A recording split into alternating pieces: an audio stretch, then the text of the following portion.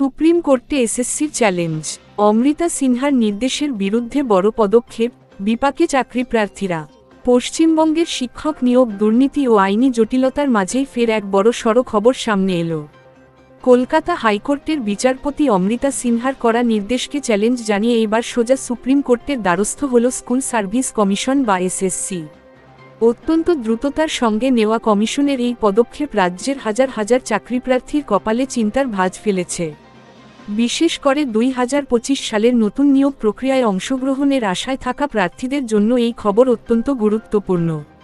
রাজ্যের শিক্ষক নিয়োগ প্রক্রিয়ায় আইনি জট যেন কাটছেই না। গত 3রা ডিসেম্বর কলকাতা হাইকোর্ট যে নির্দেশ দিয়েছিল তা মানতে নারাজ কমিশন। তাই কালবিলম্ব না করে মাত্র দুদিনের মধ্যেই দেশের সর্বোচ্চ আদালতের দরজায় কড়া নেড়েছে তারা। এই মামলার গতিপ্রকৃতির ওপর নির্ভর করছে বহু প্রার্থীর ভবিষ্যৎ। মামলার খুঁটিনাটি ও বর্তমান স্থিতি।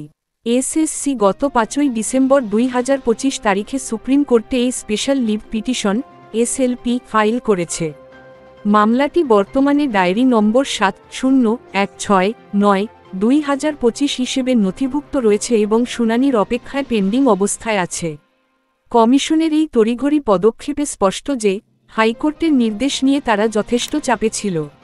বিবরণ তথ্য, diary number 701692/2025। Petitioner West Bengal central school service commission WBSSC।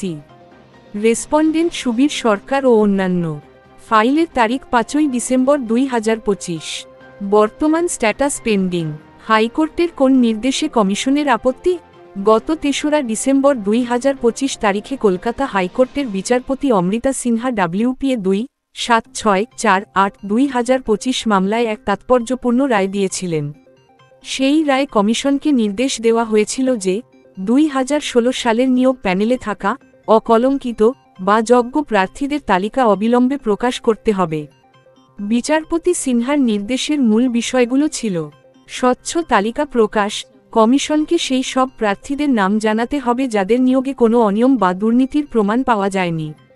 আবেদনের সুযোগ, এই তালিকা প্রকাশের উদ্দেশ্য ছিল যাতে এই যোগ্য প্রার্থীরা 2025 সালের নতুন নিয়োগ প্রক্রিয়ায় অংশগ্রহণ করতে পারেন। করা সময়সীমা, আদালত জানিয়েছিল যদি 8ই ডিসেম্বর আবেদনের শেষ তারিখের মধ্যে কমিশন এই তালিকা প্রকাশ না করে তবে আনটেন্টেড প্রার্থীদের বয়সের ছাড় দিয়ে নতুন নিয়োগে বসার সুযোগ দিতে হবে। চাকরিপ্রার্থীদের ভবিষ্যৎ এখন কোন পথে? কমিশনের সুপ্রিম কোর্টে যাওয়ার ফলে হাইকোর্টের সেই নির্দেশের বাস্তবায়ন নিয়ে প্রশ্নচিহ্ন দেখা দিয়েছে। 8ই ডিসেম্বর নতুন নিয়োগের আবেদনের শেষ তারিখ। তার আগেই সুপ্রিম কোর্ট কোনো নির্দেশ দেয় কি না সেদিকেই তাকিয়ে আছেন সকলে। এই পরিস্থিতিতে চাকরিপ্রার্থীদের জন্য কিছু বিষয় লক্ষণীয়। যোগ্য প্রার্থীদের লড়াই, যারা নিজেদের অকলঙ্কিত বলে মনে করেন তাদের আইনি লড়াই চালিয়ে যাওয়া ছাড়া উপায় নেই।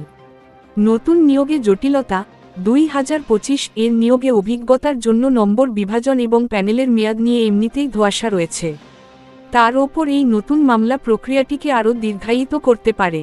পরামর্শ, আইনজ্ঞদের মতে প্রার্থীদের উচিত সুপ্রিম কোর্টের শুনানির দিকে নজর রাখা এবং প্রয়োজনে নিজেদের দাবি পেশ করার জন্য আইনি পরামর্শ নেওয়া। আপাতত সুপ্রিম কোর্ট এই মামলায় কি রায় দেয় বা হাইকোর্টের নির্দেশে কোনো স্থগিতাদেশ জারি করে কিনা সেটাই এখন দেখার বিষয়। বন্ধুরা, আজকের এই আপডেট বিষয়ে আপনাদের কোনো বক্তব্য থাকলে অবশ্যই নিচে কমেন্ট করে জানান।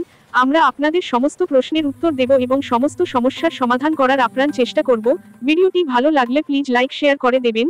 আর এই ধরনের আপডেট মিস না করতে চাইলে অবশ্যই আমাদের টেক গ্লোবাল ইউটিউব চ্যানেলকে সাবস্ক্রাইব করে পাশের বেল আইকনটি বাজিয়ে দিন। পরবর্তী ভিডিও আপনাদের স্ক্রিনে দেওয়া হলো। ধন্যবাদ।